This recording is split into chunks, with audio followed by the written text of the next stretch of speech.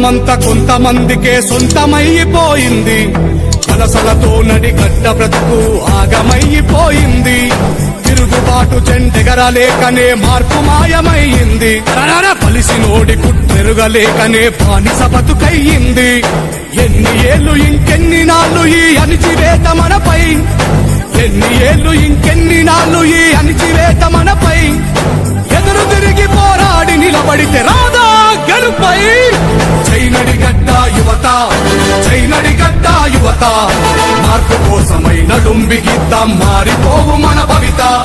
చైనడిగడ్డ యువత, చైనడిగడ్డ యువత, మార్పు కోసమై నడుం బిగిద్దాం మారిపోవు మన భవిత. DJ Shiva Vangur